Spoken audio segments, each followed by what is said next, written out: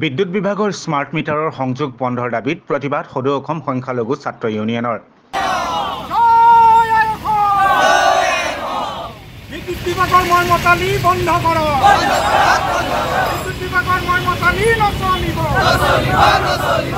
আজি ডিব্ৰুগড়ৰ চকিডিঙিত আমচুৰ ডিব্ৰুগড় জিলা সমিতিয়ে দুঘণ্টীয়া প্ৰতিবাদী অৱস্থান ধৰ্মঘট কাৰ্যসূচী ৰূপায়ণ কৰে।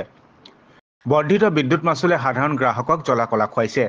তেনেস্থলত পূৰ্বৰ মিটাৰৰ ব্যৱস্থা বাহাল ৰখাৰ দাবী জনাইছে।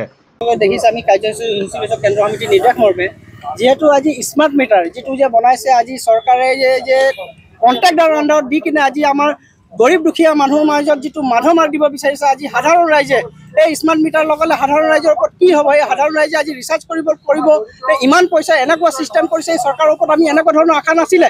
কিন্তু আজি এই গোটেই বস্তুটো এইটো সাধাৰণ ৰাইজৰ ওপৰত মাধমাৰ দিব যিটো চেষ্টা কৰিছে, ইয়াক কিন্তু আমি কোনো কাৰণতে মানি নলওঁ। আমি আজি ইয়াত 2 ঘণ্টীয়া ধৰ্মঘট কাৰ্যসূচী লৈছোঁ, কিন্তু ইয়াত যদি প্ৰয়োজন সাপেক্ষ হয় ইয়াততো আমি ডাঙৰ আন্দোলন কৰিবৰ কাৰণে আমি বাধ্য হ'ম। তদুপৰি বানপানীত ক্ষতিগ্ৰস্ত পৰিয়ালক ক্ষতিপূৰণ আৰু পুনঃ সংস্থাপনৰ ব্যৱস্থা কৰা, বৈজ্ঞানিক পদ্ধতিৰে গৰাখহনীয়াৰ সমস্যা সমাধান কৰা, দৰং জিলাৰ ধলপুৰ আৰু হোজাই জিলাৰ উচ্ছেদিত পৰিয়ালক পুনৰ সংস্থাপনৰ ব্যৱস্থা কৰা, নগাঁও জিলাৰ ঢিংবাৰী চাপৰিত বনকৰ্মীয়ে শূন্য দূৰত্বৰ পৰা গুলীয়াই হত্যা কৰা মাছমৰীয়া আব্দুল জলিল আৰু সমীৰ উদ্দিনৰ পৰিয়ালক 10 লাখ টকাৰ এককালীন সাহায্য প্ৰদান কৰা, ৰাজ্য কঁপোৱা জাহাংগীৰ আলম হত্যাকাণ্ডৰ দোষীক উপযুক্ত শাস্তি প্ৰদান কৰা আদি দাবীসমূহ উত্থাপন কৰা হয়। আজি আমি সদৌ অসম সংখ্যালঘু ছাত্ৰ ইউনিয়ন চমুকৈ আমচুৰ কেন্দ্ৰীয় সমিতিৰ নিৰ্দেশ মৰ্মে অসমৰ প্ৰতিটো জিলাৰ লগতে আমাৰ ডিব্ৰুগড় জিলাতো 2 ঘণ্টীয়া অৱস্থান ধৰ্মঘট পালন কৰিছোঁ। আমি কেইবাটাও দাবী সম্বলিত দাবীৰে আমাৰ আছে যে শেহতীয়াভাৱে চৰকাৰে স্মাৰ্ট মিটাৰৰ নামত যি লুণ্ঠনবাদ চলাই আছে, আমি চৰকাৰক প্ৰথমে দাবী জনাইছোঁ যে স্মাৰ্ট মিটাৰ অতি সোনকালে বন্ধ কৰক। দ্বিতীয়তে আমাৰ বানপানীৰ যিটো সমস্যা, এই সমস্যাক ৰাষ্ট্ৰীয় সমস্যা হিচাপে ঘোষণা কৰক।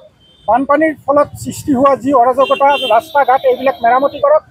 বানপানীৰ সমস্যাটো ৰাষ্ট্ৰীয় সমস্যা হিচাপে ঘোষণা কৰাৰ লগতে বৈজ্ঞানিক পদ্ধতিৰে ইয়াক সমাধান কৰক। আৰু এই বানপানীৰ ফলত যোৱা পৰিয়ালক, যিসকলে গৃহহীন হৈছে সেইসকলক ভূমি প্ৰদান কৰিব লাগে।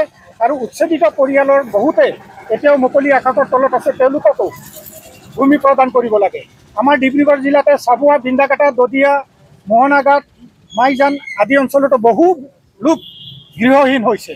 তেওঁলোককো অনতিপলমে আমি তেওঁলোকক ভূমি প্ৰদান কৰিবলৈ চৰকাৰক দাবী জনাইছোঁ।